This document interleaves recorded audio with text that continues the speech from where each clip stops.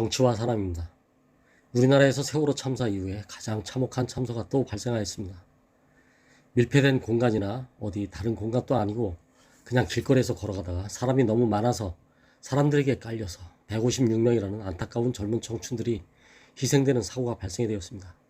부상자의 숫자도 그렇게 많다고 합니다. 이 참사의 일련 과정을 보면 윤석열 정부가 보입니다.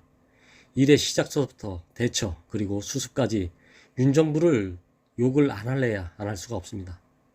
이런 식이라고 하면 이런 사고가 앞으로도 또다시 생기지 않는다고는 볼 수가 없습니다.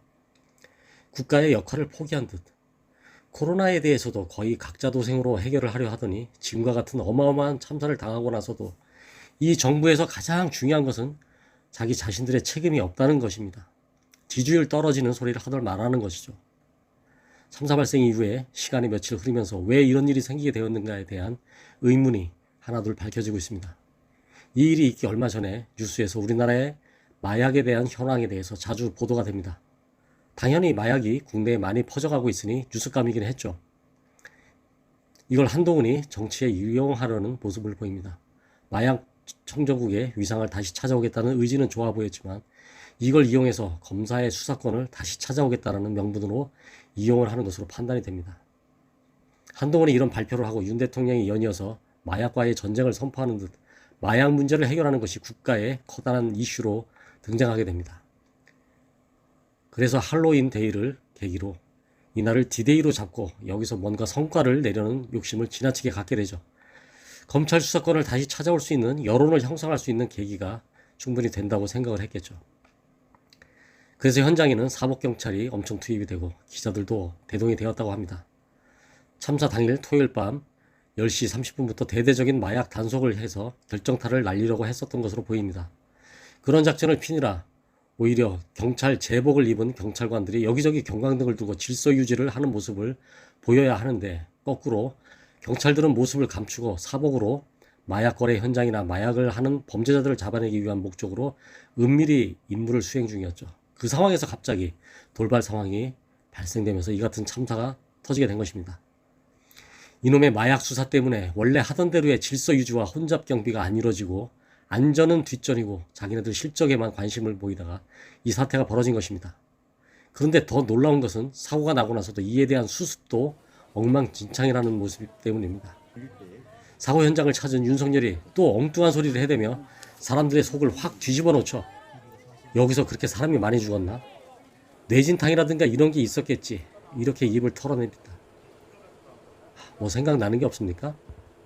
8년 전 세월호 때도 그 수백 명의 학생들이 침몰된 뱃속에서 죽어가고 있을 때 박근혜가 현장 상황실에 와서 기껏 한다는 소리가 다들 구명조끼를 입고 있었는데 그렇게 발견하기가 힘든가요? 라고 해맑은 얼굴로 물어보던 그 면상이 윤석열의 말들과 오버랩이 됩니다. 이런 사람들이 우리나라의 대통령입니다. 도무지 인간에 대한 공감은커녕 사람의 생명조차 귀하다는 인식을 찾아볼 수가 없습니다. 아무런 생각도 없이 보고도 안 받고서 그저 사고 현장에 구경 나와서 멍청한 얼굴을 하고서 말도 안 되는 이것저것을 궁금해서 질문을 던지는 이러한 멍청한 사람들이 어떻게 국민을 지킬 수가 있겠습니까? 대통령이 그러하니 그 밑에 있는 장관들, 경찰청장, 서장, 구청장 다 그 모양이 아닐까요? 이게 나라냐고요. 윤 대통령은 나흘째 이태원 조문을 하겠다고 나타납니다.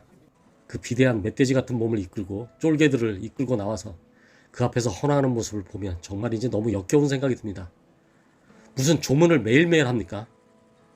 참사 후 나흘 동안 연이어 조문했으니 다른 대통령보다도 4배나 더 훌륭한 대통령이라고 생각을 하는 걸까요? 이 사람은 아마도 그렇게 믿는 것 같습니다. 이 사태의 수습을 위해 조사한답시고 이태원 역도 압수수색을 한다고 하죠. 닥치는 대로 저들은 압수수색하는 것이 일입니다. 저들이 할 줄 아는 것이라고는 그런 것밖에 없는 것으로 보입니다.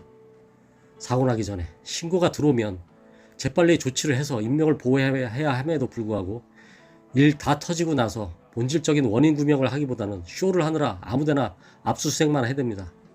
이태원역이 뭘 잘못했다고 거기를 압수수색을 합니까? 윤석열의 뇌를 압수수색해야 합니다. 이번 사태를 통해서 윤석열 정부의 실체를 다시 한번 몸서리쳐지도록 깨닫게 됩니다. 이번 사건은 얼마든지 막을 수 있었다는 생각에 아쉬움이 더욱 큽니다.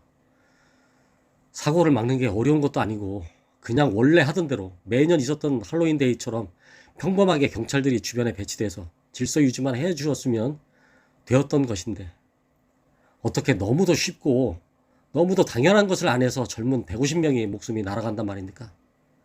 그러고도 지지율이 떨어질까봐 겁이 난답니까? 국민에게 욕을 먹을까봐 어떻게든 책임을 모면해보려고 거기에만 잔머리가 돌아갑니까? 국민에게 사과라도 하면 자기 자신의 잘못을 인정하는 것 같아 그게 겁이 납니까? 그러려고 대통령이 되었습니까? 그러고도 대통령을 앞으로도 계속 할 겁니까? 정치와 사람이었습니다.